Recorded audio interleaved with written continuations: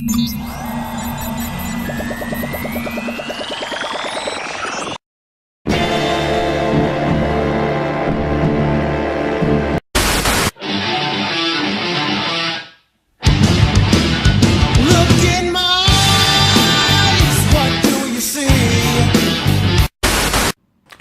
and welcome to the latest episode of Halcyon Blink. I am your PWT Heavyweight Champion of the World! On this episode of Halcyon Blink, I'm going to be talking about a film that really doesn't get the plaudits it deserves even as much as it gets. Ah, you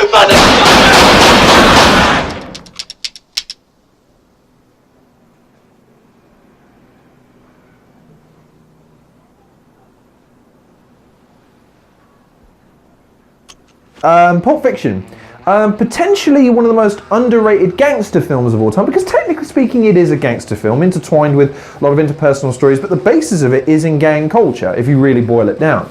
I think the biggest thing with this film is individual performances that lead into a larger narrative in a style that you never really saw in cinema before. Quentin Tarantino decided to make this film in spurts, in terms of telling you part of the story, going back on yourself, telling another part of a different story that interwove with the story you were watching originally. John Travolta as Vincent, Samuel L. Jackson as Jules. You, flock of seagulls, you know why we're here? Why don't you tell my man Vince here where you got your head at? It's over there. I don't remember asking you a goddamn thing.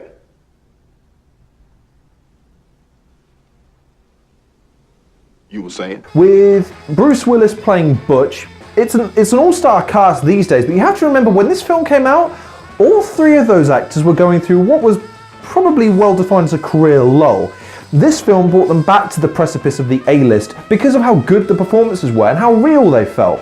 John Travolta, his character is more laid-back, chilled, he's a drug user, so of course he is, but nevertheless, the laid-back nature of his character is juxtaposed with his really fiery temper when something really gets to him. Jules is the clear head. He's the one that is probably more intelligent of the two, yet also has a temperament that can lead itself into bad situations because he's not actually as intelligent as he somehow makes him out to be.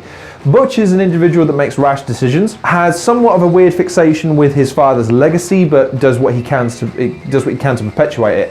And the individual characters are done so well that the individual stories, albeit kind of generic and mundane. You've got two hitmen going to take care of a job for one of their bosses. You've got a boxer that inadvertently kills another boxer while trying to rip off that same mobster. You've got a weird section with gimps in it. Quentin Tarantino has a really weird fixation with male rape. I don't know why, he just does. Oh, this is awkward. More to the point, the stories, like I say, they're told in sort of spurts that lead into, so you have to kind of put it together in your head chronologically how it goes together. For instance, spoilers, Vincent at one point gets murdered by Butch. He takes a Uzi and just splatters his ass all across his own bathroom.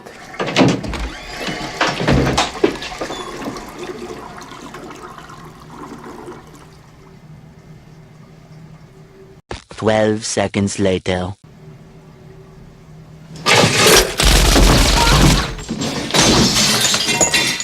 However, he appears in the latter part of the film because his original story, going in with Jules to take care of some business, taking a mysterious briefcase that has 666 as the combination of bright yellow light, which Quentin Tarantino has gone on record to say it's whatever you kind of want it to be.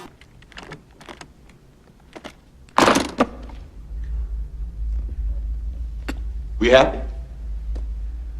Vincent! Like all of them are like, wow, I can't believe this is beautiful. It's whatever you want it to be as the viewer. There's no defined reason why they're all after this briefcase, but it's a weird subplot that kind of the film doesn't linger on. This briefcase isn't the center of all of their attention. It just happens to be one of the plot points of the film, which is kind of nice. There's no real sense to this film of a major plot point that everyone has to fixate on. So we've got to save this person, or we've got to get this item, we have to get to this place. No, you're just invested in the characters and the story because of how deep the conversation is, how well it's shot and filmed, the sequences are always excellent, how cool everything looks. Everyone's in suits or in 90s style apparel with an American 80s twist to it. The music is, again, for a Tarantino film, it's absolutely excellent. Of course it is. And more to the point, it's told in a satisfying way, in the sense that, like I say, they can kill off a character, a main character like Jules, but because of the way that the film is structured, you don't leave it unsatisfied having been invested in his character. It's just a bit shocking. It just kind of, wow, I can't believe he's dead. It's crazy. It's gone on to generate basically Tarantino's career, because every film after it has had somewhat of a flavour of Pulp Fiction to it. It's got a massive cult following. It's still watched vividly to this day, and even up until recently they were talking of making a second one, or even a Vega brothers story, whereby Vincent Vega, i.e. John Travolta's character, would also join up with Michael Madsen's character from Reservoir Dogs, who was also a Vega, to make a Vega brothers movie, but clearly it can't be a prequel or a sequel, because a sequel, they're both dead. A prequel, they're both old as shit now. So it would just kind of lose some of its meaning if they had to recast those characters. And it's kind of nice that this film is it's its own bubble, it's its own bit of pop culture. I mean, how many t-shirts have you seen with Jules and Vincent doing this, and it's a banana, or it's a couple of animals, or a couple of wrestlers, or whatever the case may be.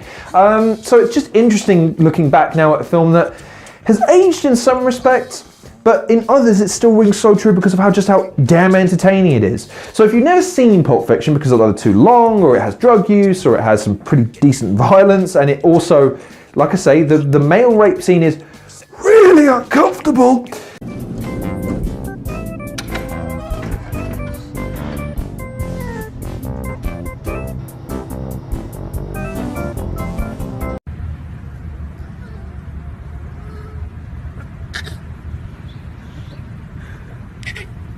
Then I can fully understand. In fact, just to go back to that for a second, I won't fix it that's very long. There's a song, like a saxophone song that plays in the background. I can't hear that song without feeling immediately uncomfortable nowadays, because of the bastards who I went to sixth form with, who would play it and revel in the fact that, yeah, get out, get mad, and they'd play the song. Oh, it just makes me cringe to this day just thinking about it. Sixth form, it was fun, and I turned out okay. My name is Jeff. Anyway, point being, Pulp Fiction, excellent film, absolutely magnificent. If you've never seen it, I would highly recommend you go check it out.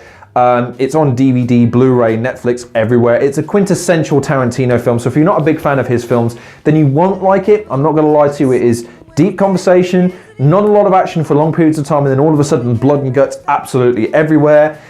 But it's a Tarantino film through and through, so if you do enjoy that, you're going to absolutely love Pulp Fiction. It's an easy 8 out of 10. Maybe pushing the boundaries from 9. The only reason why I'm knocking it back as much as people might think, wow, that's a lot because it's a great film.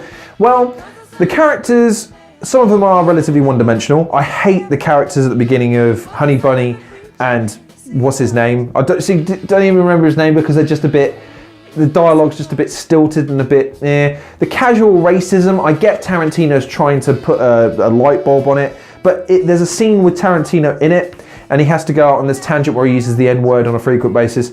I'm sorry, dude.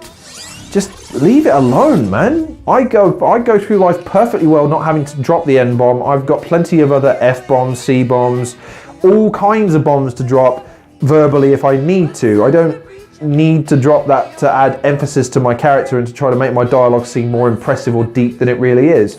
So those are the two things that I would say knock it back. But everything else about this film is magnificent. Soundtrack, cinematography, the acting is absolutely peach. So if you've never seen it, definitely go check it out. So thank you very much for watching this episode of Halcyon Blink. Please like, share, and subscribe, and view. My viewing figures have gone down recently. I can only imagine it's because of a lack of content. I apologize profusely.